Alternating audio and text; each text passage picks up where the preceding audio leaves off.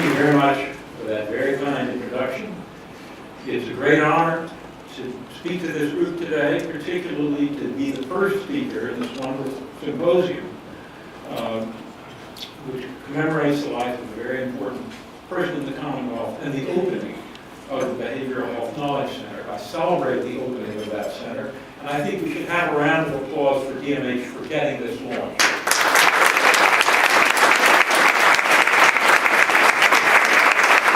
I also celebrate the Mental Health Coalition and the contributions of Chair Darcy. Long ago and far away, when I was chairman of Children's in Psychiatry, I founded the first mental health advocacy center in a children's hospital in the country, and that's been an important part of the coalition, so it's nice to see how it's continued. There'll be many, many conversations throughout the day. It's a daunting task for me to speak. Many of you in this room could be giving this address, but I would simply say that in my work with families over many years, if there's one thing that's become very clear, it's that everyone has an important story to tell. We want to listen to those stories, we want to hear them, and we want to mobilize conversations in order to render the best possible care for every child and every family in Massachusetts. That's what DMH is about, that's what this center is about, that's what this symposium is about.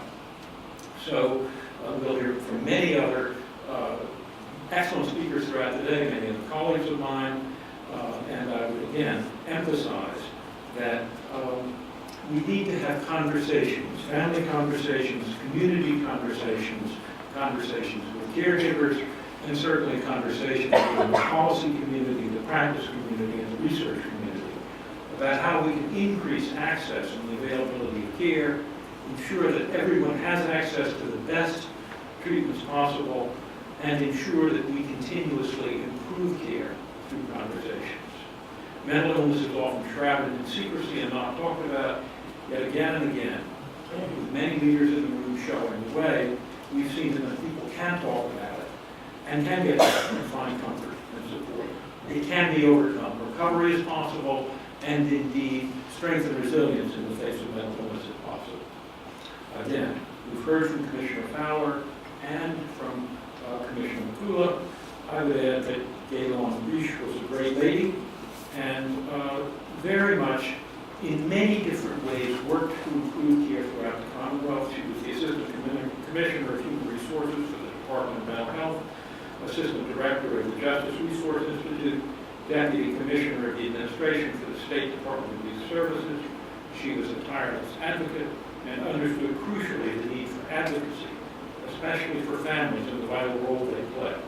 Later in life, when she had a very difficult illness, she courageously confronted the illness, lived much longer than anyone expected, but she was also open and transparent and part of conversations about her experience and let others learn from others. She sought the best possible treatments and advocated for them, both in mental health and in physical health. So she provides a powerful model for us.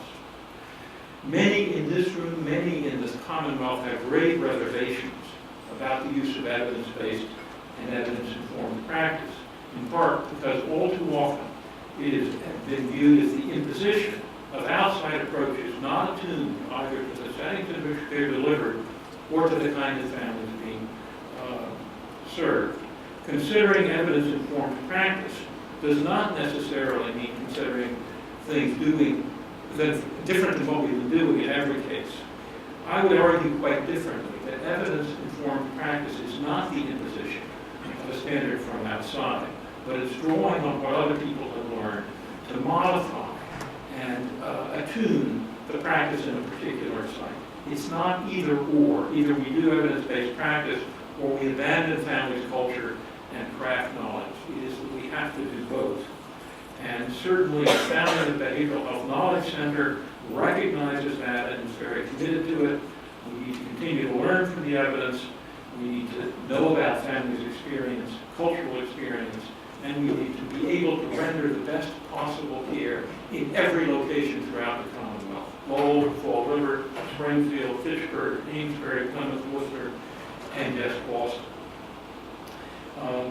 But I would also say, as a physician and a physician scientist, we need to be guided by the evidence, both in the history of mental health and in the mental hygiene movement, and in medicine. All too often, passionate advocates for a particular point of view, very often theoretically driven, have pushed care that, under rigorous scrutiny, has turned out to be ineffective and, in some cases, harmful.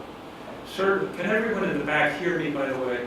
Am I close enough to the microphone? If I'm not being clear, raise your hand and let me know.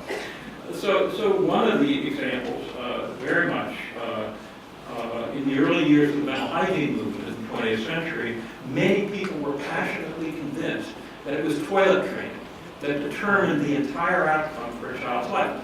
Not true. Not at all true. But that was indeed preached as a gospel. Again, another very good example is substance abuse, where certain programs became politically popular and then they were evaluated and they didn't work. And we cannot afford to invest in things that don't work. Finally, I have to say, as a physician, we've had particular difficulties in this country with the overuse of medication and the confusion between advertising for medications and evidence about how they work, especially with kids. We need to be guided by the evidence, not by other conversations. And in instances where we don't have the evidence, we need to say that and devise approaches based on what we know that might work and then test them. We live in difficult and interesting times. On the one hand, we've had a terrible recession. We're acutely aware that the widening gap between rich and poor, rich and the rest of the people, is tearing this society apart. We need to address that and change it.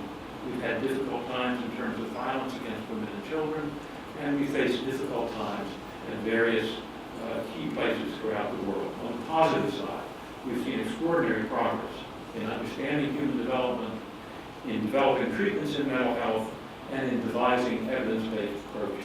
We've certainly seen enormous progress in many democracies throughout the world. And certainly on the science side, the science is very much on our side in helping us figure out how to devise the best possible treatments. I have to say, as someone who's in Boston, that last year on the Marathon Day was a terrible day in our history with the bombing and the aftermath. And yet this year on Marathon Day was a day of celebration of the power of the human spirit and the resilience of the people who were in the marathon and in the broader Commonwealth. So I would say I look forward to the future with hope and optimism. I believe we can indeed transform our healthcare system, and that we do have the strength within ourselves to make major changes. I would also say that the passage of the Affordable Care Act and the presence of the implementation fully of parity regulations gives us a very firm foundation under which to undertake fundamental reform. I would say that in that regard, in the New York Times on Monday, there was an article which showed that the rates of death in Massachusetts have gone down significantly because of the implementation of health care coverage for all. That's an extraordinary finding, and Massachusetts has the opportunity to provide great leadership. I was at the APA convention earlier this week. Joe Biden gave an extraordinary talk and emphasized that the passage of the Affordable Care Act and the implementation of the parity regs, along with the progress in neuroscience, really give us an extraordinary opportunity, and I would agree with that. I would also say that we can learn a lot internationally. I was earlier this month, or last month, at the 4th International Meeting of the Group that studies children and mentally ill parents, international group. I began working internationally in 2000 at the Carter Center with investigators from Holland and Finland, and we have much to learn from the performance of these healthcare systems, and also much, I think, to teach. But again, we need to have as many different perspectives as can help us do the best we can here. Now, to talk first about first principles. I think we should be, from the beginning, be thinking about public health. We should be thinking about interventions and preventions that move the needle, that lower the rates of depression, lower the rates of schizophrenia, increase recognition and treatment. And that should be our fundamental goal. Our framework should be a human rights framework and a civil rights framework. Healthcare is a basic human right. Healthcare is a basic civil right. And I think that's where we start. But I think there's also, with the recognition that physical health and mental health are inseparable, there's a second important principle, and this relates very much to my interest in evidence-based practice, evidence-informed practice, and that is, if we really believe in democracy, then we have to believe that every single child and every single parent has the right to the best care possible. That means we have to be able to disseminate the interventions that work to every single center and every single family that needs them in Massachusetts and throughout the country. And therefore, I think we need to be thinking about evidence-informed practice and what kinds of things we can disseminate.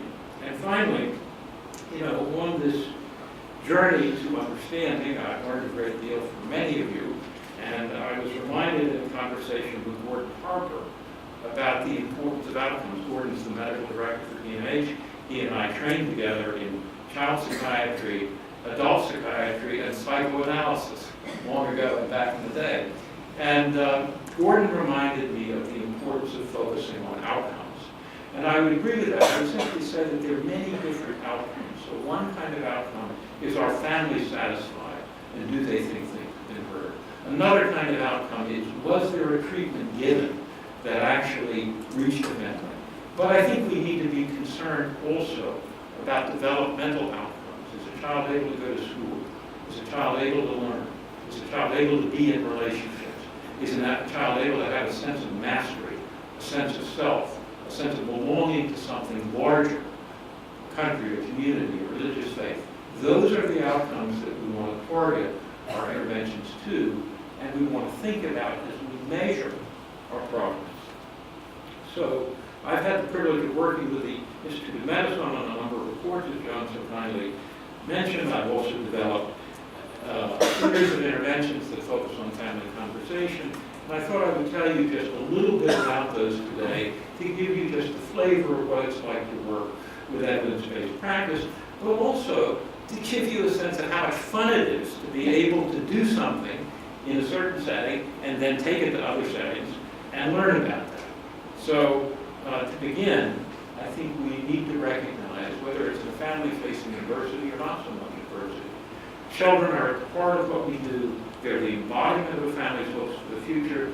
They're central to a family's narratives. Narratives have a past, a present, and a future, and it is through our children that we mobilize those thoughts and think about them. James Agee wrote a famous book, now famous, Let Us Now Praise Famous Men, which was a book about sharecroppers in the South in the 30s.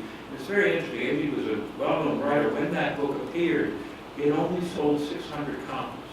And it was in the 50s that it was rediscovered and has sold thousands and thousands of copies. But Agee says about the birth of a sharecropper's son, the child is the bearer of whatever the future shall be. At his center, his incomparable tenderness to experience, his malleability, the almost unimaginable nakedness and defenselessness of this wondrous five-windowed nerve and core. Agee captures the magic of children, and we need to think about it. Now, in a different sense, what should a healthcare system look like that fully meets the needs of families, incorporates prevention and treatment, and reflects cultural competence and cultural humility? I think that's the question we need to ask. And we also need to ask, what are the conversations we should be having with one another in order to ensure that the healthcare system comes into being? And I have a few people that I will quote from, and so here's another great thinker. If you always do what you've always done, you'll always get what you've always got. So healthcare reform must challenge existing paradigms and develop new